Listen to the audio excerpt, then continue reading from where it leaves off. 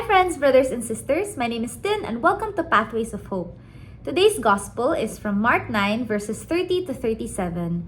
Jesus was teaching his disciples that the Son of Man will be handed over to men, he will be killed, and after 3 days he will rise again. But the disciples did not understand and were afraid to question him. So along the way where they were going, they discussed among themselves who was the greatest.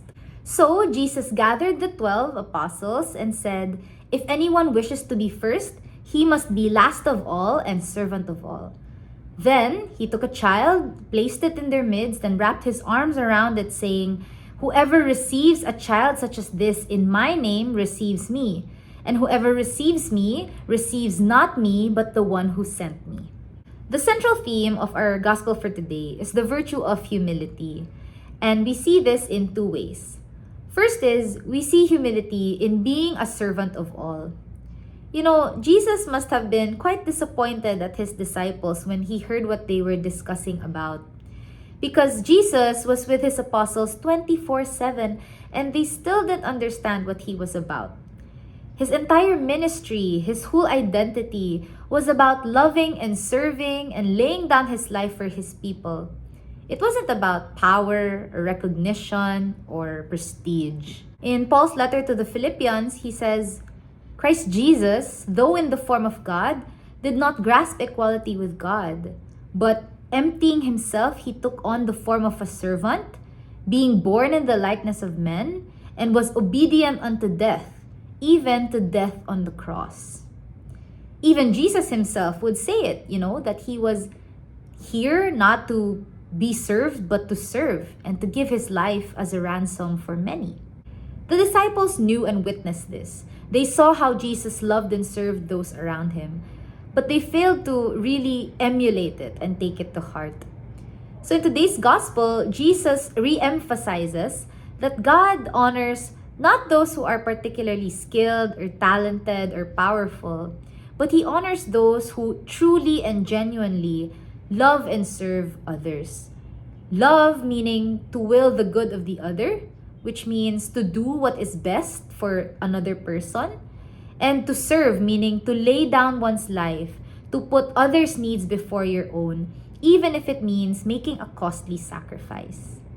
But not only that, Jesus invites us to love and serve all. Not just our friends, our families, the people we like, but all, and that includes the outcasts, the poor, the people we don't like, our enemies, those who are hard to love. That's why Jesus places in their midst a child. And at the time, a child was a symbol of the most vulnerable and irrelevant population. Jesus wanted to teach his disciples that we are to welcome and receive everyone, especially children who can't do anything for you, who can't pay you back in return, and who are completely dependent on you. Everything you do for a child is freely given.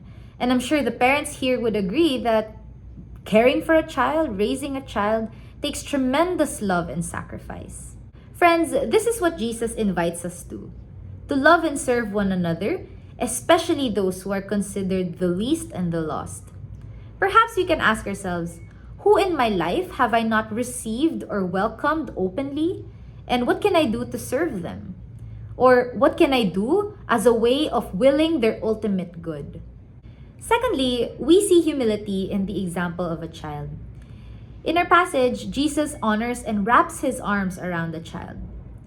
What makes a child so special and admirable?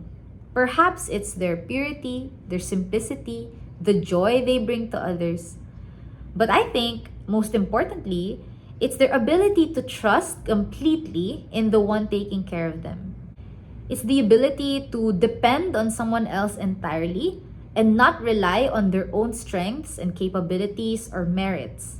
Having humility means becoming like a child before God, recognizing that on our own we are incapable, weak, and completely helpless, but also rejoicing in this fact because our God who loves us can and will come quickly to our aid. This is how one of my favorite saints, Saint Teresa of Lisieux, lived her life. She called it the little way, or the way of spiritual childhood, wherein she saw herself as someone little, a little child, a little flower, and simply trusted that God's love, God's mercy is what will carry her through. God, in His love for her, will provide for all that she needs and will care for her. Being a child is about not having much to offer, and that's okay because more importantly, a child is just open to receive anything and everything as a gift. Like a child who gets fed, gets lulled to sleep by his mom, is brought to school by his dad, so are we provided for by the God who loves us. And God enjoys nothing more than to lavish us with good things. So let's ask ourselves, how can I be more like a child before God? Where do I need to trust Him more? And what do I want to receive from Him? Friends, today God shows us how to be more like Him. First, in relating with others, by loving and serving them wholeheartedly. And second, in relating to God, by approaching Him with trust and surrender. Today, may we receive the grace to be servant of all and to be like a child always in the presence of God. If you have been blessed and inspired by this reflection, please like and share Pathways of Hope to your friends and loved ones. Again, my name is Tin. Thank you and have a great day.